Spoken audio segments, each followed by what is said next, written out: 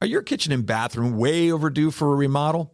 Well, I got the guy for you. Call John Sellers at First Response Contracting, 484-256-7136. Both residential and commercial services, and he's licensed and insured. Call him at 484-256-7136. First Response Contracting. Hello, this is Brad Weisman. You're listening to Real Estate and You. We're back with one of the guests that just won't stay away. He comes back every single month. And, you know, we tried to, and Hugo, I thought we were going to change the locks down here so that he couldn't get in. He broke in. It's amazing. You know, here we have Pete Heim in the studio. So good to see you. Don't listen to any of that stuff I said before. That was, you didn't have your headphones on, did you? No, but Pete's back.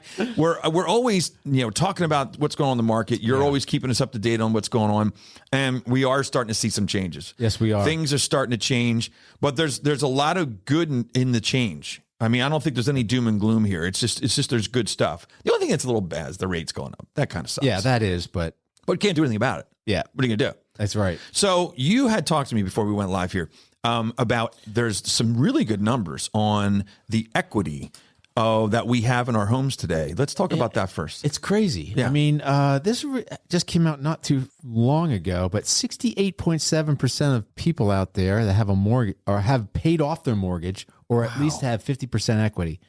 That's amazing. Is that the first time in history, or is that has to be breaking a record? Over 50 years. So over 50 years. I guess that's as long as they've been keeping records, okay, got pretty it. much. So yeah, I'm going to say that's the first time since we've been keeping track of that. Now, however, though, way back in the day, you'd have to pay cash for your property usually most of the time. Before or 20% down at least. Right. Yeah. But that was before mortgages came out and all that stuff. So we're talking way long ago this would be. So, that's good news, though. It is. So if you have a mortgage, right, 30% of those have over 50. Did you forget your glasses? No, actually, they're right here. You're squinting a lot. I didn't even see them. And I'm worried that your arms are long enough to be able to read this thing that you have in front of you. Hey, Brad, hold this for me. Yeah, not to bring it up. I was trying to be very subtle. But yeah, you're squinting like crazy. I'm like, is there something in his eyes, or am I cutting an onion or something? Or good. So what do you see on your chart there now that you can see? Yes, now that we're now that you can see. Oh, there's a chart here. Yeah. Mortgage homes. Yes. That have a mortgage, 30% of those people are over 50% equity. Got it? Got it. Mortgage homes with less than 50%, there is 31% people. Okay, say that again. So 31% of the people that have a mortgage have less than 50%. Okay. Okay? So it's about equal. Got it. But at 38.7 are free and clear. That's amazing. So that's over 69% of people either are free and clear, no mortgage, or paid off, or 50% more. So that is a hedge against foreclosures. Yes, it is. Right? Absolutely. Because the market would have to take a dive, like unbelievable dive in pricing, in order for people not to be able to sell and not have and get out of their house. And then the other part of that is also we have the people that want to buy it. That's right. Yeah. So that's a good. It's a good dive you're talking about would be like 3,000 homes coming on the market tomorrow. Yeah. Right. And that's unrealistic. No, it just wouldn't happen. Right. But that's incredible, and that actually makes you feel good about the position we are in as a country for home ownership. We're in a really good position because we're not leveraged to the hilt. No, we're not. You know what I mean? We're actually not, which is good. We're back before 1998. Yeah, because 1998 was the legislation that came out that everyone needed to own a home, and they were going to loan you 103% of your equity. Yep, or of the price. Right. Yep, and that's what bite us 10 years later. Yep. 2008 was what happened. It was 1998 when the legislation started. Yeah, because as soon as you have any kind of movement, when you don't own any of your home, basically, and the bank does, as soon as you lose your 5 hours of overtime, you're screwed. There it is. That's it. That's what happened. How tight. I know. And that's not like that now. You can't sleep, dude. No. I mean, what you said about the foreclosures, that's why it's not going. The one with the red bars, the first 6 months of this year. Yeah. 186,000 foreclosures. Are you ready? In the United States. That's nothing. I mean, that's compared to 1.7 million at the high in 2010. That's amazing. 1.7 million. Is that 10%? It's 10%.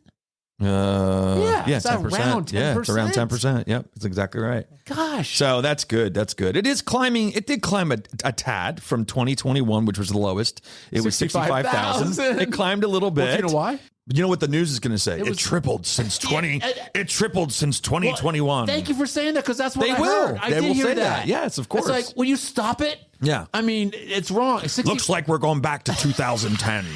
That's what they're going to, that's what's going to happen. Yeah. Yeah, that was my Walter Cronkite. That was really good. You like that? It was pretty good. Really good. It was like a bulldog or something. I don't know what the hell that was. But yeah, But 2021 was the start of the forbearance program. Yeah. Yeah. That's why there was only 65,000 That's true. foreclosures. That's true. Yeah, right. You're In exactly the right. United It was States, false. It was false. It's false. Yeah, right. Exactly. It was put off a little bit. So things are good. Things are good. So what else you got there? Well, then on that same vein, looking at the delinquencies, which is the next chart where it has that green and blue line going down. Yeah. The Fannie and Freddie one. Look at those delinquencies. They're just going down through the floor. I mean, wow. in January of 22, Fannie Mae had that at 1.2 million, right? We are down. What is that blue line? Oh, I can't even tell. It's under. It's 5.5. Yeah, that's what it looks like. Yeah. That's where it's gone from. From January of 22, dude. It's an all-time low. It said May's overall mortgage delinquency rate matched the all-time low. Right, and delinquencies is where someone's 3 months or more behind. Right. That's what that is. Right. That's amazing. I mean, that's less than 1%. Yeah, right. So things are good. I mean, yeah. Things are good. Yeah. Let's keep it up with the good news. Let's keep the good news going. I said $1 million, but that's a percentage. Yeah, I got you. Right. We know what you meant. You know what I meant. I know what you meant. So let's keep going with the good news. Yeah. So another thing, I looked at the numbers today. Yep. For how many houses on the market. Yes. And I always use the same way that I do it. So some people say, oh, you should take new construction now. I don't. So mine is always relative, though, to how I started it to where it is right now. Right. Okay. Mm-hmm. But today it was 405. Over the weekend, we hit 400. If you look at my Facebook page, you might have seen that. Hit 400. That was a big deal because we hadn't seen 400 homes in the market since, I believe, before Christmas. It was 2022. It was 2022, but it was like around November. It was November. Yeah. Yep. And then now today we're at 405. And what we're seeing is, instead of a blip, I think this is a trend that's actually starting to happen. We're seeing more coming soon and active on the market, or active properties. It's overdoing the pendings. The pendings, and right. before it was always more pendings than there was houses more coming. pendings. Yeah. And that was what kept us in that situation. Yep. So that's good. So if you're a buyer and you were waiting, or you got discouraged, this might be the time. Now, rates have gone up a little bit. Come on back. Yeah. So your buying power might have changed a little bit. Right. But it shouldn't have changed that much. No, just get requalified. Yeah, exactly. Check it out. Absolutely. Did you get a raise? Might have offset it. Yeah, and here's the thing. You we talked about this before. I forget if it was you and I that talked about this or not. But you knew it. It was Kelly Spade. Mm-hmm. She said, what we need to tell our buyers: until you find and win a home, save more money. Okay, save more money. Yep.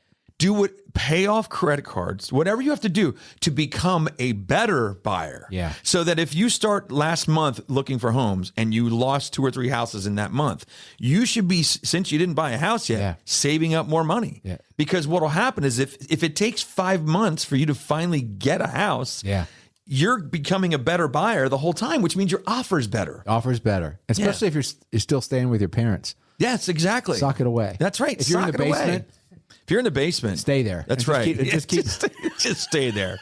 Just stay there. Exactly. We're actually in the basement at the studio here, so we're going to stay here. We're going to stay here. But no, I just thought that Kelly had said that, and I thought that was a good point. Yeah, become a better buyer. Absolutely. And if you're going to take that time off, just become a better buyer. But you know what? Right. Don't wait long, because we talked about poison. Remember that? Yep. Which one do you want? Do you want the higher price house or a higher interest rate? Yep.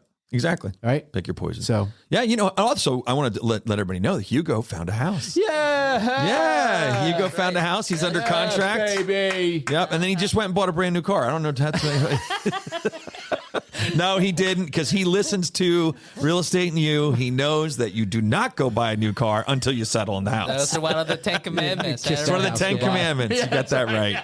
Good job, Hugo. He did try to kid me with that there. He tried to. He almost had me for a little bit. For a little bit, he had me. It was a split second. He's like, oh yeah, I celebrated. My wife and I celebrated and bought a brand new car. And I looked at him like, oh my gosh, you didn't. And he said he was kidding. He did not. You should have said a boat or something. Yeah, right. To live in it, right? Well, it's funny. You will be living in it. You will be living in that John boat that you have in the backyard. Oh man, that's funny. So what else we got here? What else? I don't know. What do we got? Oh, equity. Back to equity. Let's talk about equity. Okay, let's talk about equity. The homeowners in United States. This is according to income level. Oh. this is kind of cool, right? This is really mostly renter versus homeowner. Oh, okay. And your net so your net worth, if your income level is between 46,000 and 74, if you own a house, your net worth is 191.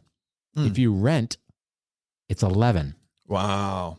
Okay. Wow. And these are just stats. Yeah, right. This isn't pointing fingers. Say that again so we understand that. Okay. If your income level is 46,000 to 74,000. Okay. Okay. Got it. And you own a house. Yep. Your net worth is $191,000. Yep. And if you're a renter, it's $11,000. $11,000. Yeah. That's your net worth. Because you have nothing. Which is pretty you much don't have any. You have no assets. It's the balance left on your car and their furniture. Yeah. Or It's amazing, right? Well, what else is it? Wow. Maybe a couple thousand in savings. Wow. And it goes up. 74,000. If your income's 74 to 127,000, your net worth's 261. And Interesting. If you're a renter, it's 34,000. Isn't that incredible? And look at the income now. The income starts going up, Yep. but you still don't have anything. No, if you're because some of renting. those people probably have a 401k. Yeah, right, maybe, right. They're or something like starting to that. build some wealth. That's right. Yep. And then you have an income level between 127 and 192. If you own a house, you have a net worth of 433,000. And if you're a renter, you have 117. Again, the difference is 316,000. And that's more, again, probably 401k or whatever else. But this is the big one. If you're over $192,000 income, your net worth is 1.6. Yeah. $1.6 million if you own a house, and if you rent, it's 705. Amazing. And that's Go back to that first one. That's again. an $895,000. Let's go back to that first one because I want to just say something here with that. The income level? Yeah, the first one. 46 to 74. Okay, and what was it? It's the You own a house. If you own a house, it's what? 191. Okay, and then it's 11. 11 if you rent. Okay, you know who's getting the 191 when you rent, right? Yeah, right. The owner. I know who's the landlord. Yeah, the owner, because they're the owner. And guess what? And guess who's putting the money towards that 191? You, the renter. The renter. Yeah. It's just Thank funny, you right? When you very think much. you're basically building the wealth of somebody else. Oh, absolutely. Yeah. So if you have to live somewhere, right? Yeah. So obviously, why not build your own wealth? Yeah. Instead of building somebody else's. Exactly. Yeah. I teach first-time home buyers this philosophy, and I know you do too. Yeah. It says we're educators. Yeah, right? sure. I tell people how they can get a tenant to pay for their kids' college education. Oh, absolutely. Absolutely. I train them every time. Yeah. And it's true. So when you have a baby, call me. Yeah. Let's talk before the kid's 3. Yep. And then at that point, And that's the sweet spot, right? Yep. Buy the house. Then I coach them on what to do. Absolutely. There's your college fund. Yep. You can get college paid by a tenant. Absolutely. So if you're a renter, how do you feel now? Yeah. Sorry. I mean, there is a purpose for renting. Absolutely. It's a time in your life where it's important. I don't want to slam renting because I've done it. Yep. You've done it. I've never rented. You never have? I never rented. I was a living in Gen the X. basement. I was a Gen. I was a Gen Zer before it was even popular. Or whatever it is, Gen. I think it was a Gen Z. Before you knew what you were. Yeah, I didn't know what the hell I was. That's right. No, but I did live at home until I was 25. So okay, smoking dope in your parents' basement doesn't count.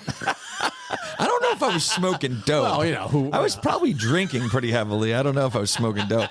But no, when my parents were nice enough to let me start my career in real estate at 22. So from 22 to 25, I was building up my money. Yeah. And I did pay to live there. And not cutting your hair. And not cutting my hair. That's right. If you guys knew Brad back then, it was down. goodness. It was all the way down. We'll have to put a picture of that on the podcast of the album cover. It was before Star Searching. Yeah, it was. It was. It's unbelievable. Unbelievable. What else? So so it's just interesting how what's happening with that. Right. Let me go through. There was one thing that I did think was really interesting about. We just talked about Gen Z, Generation Z. I always like these generation things as I like to see what the ages are. Yeah. Generation Z is I have 2 of them pretty much at home, 9 to 24 years old. Yeah. And what it's saying here is that they're actually they're actually starting their financial independence sooner than the other generations by purchasing a home. They go right from their parents', what do you call a basement? That's the term everybody uses now. But they come from their parents' home and they're going right into purchasing instead of renting. Boy, that's cool. It's really cool. Yeah. And I think that's that's probably another factor of driving up costs of housing. I agree. Because if they're not staying at home as long as the millennials did, and if they're going right from living at home to purchasing, that creates an issue for housing. Right. Think about it, right? Yeah. Creates an issue. Well, that millennial generation were, I think, a little more cautious. Yeah. And a little bit more calculating. Yep. With saving enough money to do this. Yeah. And when you're young, it takes a while. Yeah, it does. Absolutely. I think the millennials came into it like around the 30 mark, Yeah. where they were like 30 and go, you know what, I got to do this. That's about right. Because they're seeing the stats, about right. they're seeing the gaining wealth thing, and where the new generation now is seeing it firsthand. Absolutely. And they're going, what do I got to do to buy a house? Well, they're also seeing all over it. They're seeing increases go crazy. Yes, exactly. Think about it. Like the millennials didn't see that happening. They saw maybe a 4% appreciation every year. Yeah. Big deal. Why would I get involved in this? It's not really doing anything for me. But now you're seeing 10, 15, 20% or 10% at least in growth. It's 56% over 5 years. That's what I'm saying. So there's and that's what they're seeing, because they turned 25 years ago, That's or it. 19. Yep. So they're seeing this growth and going, holy crap, man, I need to jump in on this. Yeah, they're the unicorns, man. They saw the unicorn years. You always And see all they- unicorns. There's a lot of times you bring up unicorns. There goes one. Yeah, but no. Speaking of smoking things, jeez, he's always talking about unicorns. Permanent damage. I guess so.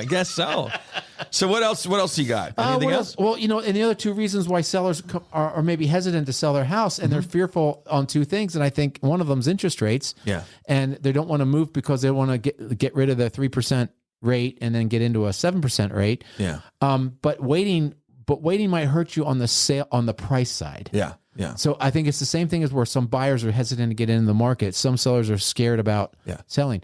This sweet spot for the equity, though, we're not sure how long this is going to last. Yeah. We're slowing down appreciation-wise. Oh, absolutely.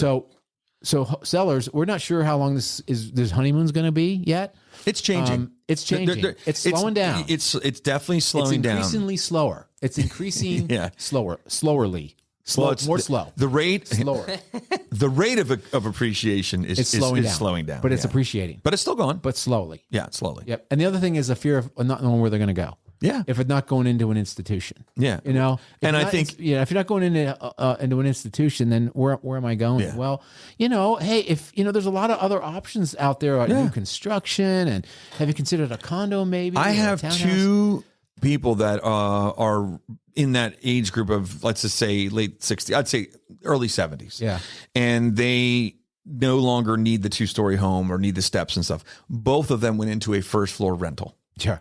You know what I mean? Yeah. So that's it's an option. Yeah, and no I think fuss, actually no that's muss. a good option. You close the door. That's exactly they right. Cut the grass. They take care of everything. Yeah. And the maintenance guy comes and fixes your faucet. You can budget, all that stuff. Yeah, no, it's good. Yeah. Anything else you can think of? Because we got to wrap this up. Oh, believe it or not, man, we must have been talking about a lot of stuff that had nothing to do with real estate. That's right. I'm thinking, I don't know. Hugo bought a car. I mean, all kinds of stuff went on this show.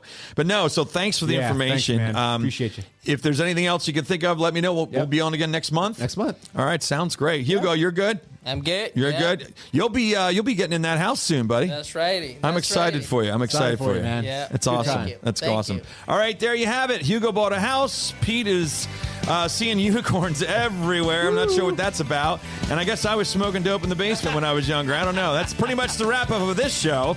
All right, that's about it. There you have it. We'll see you next Thursday at 7 p.m. All right. Take it easy.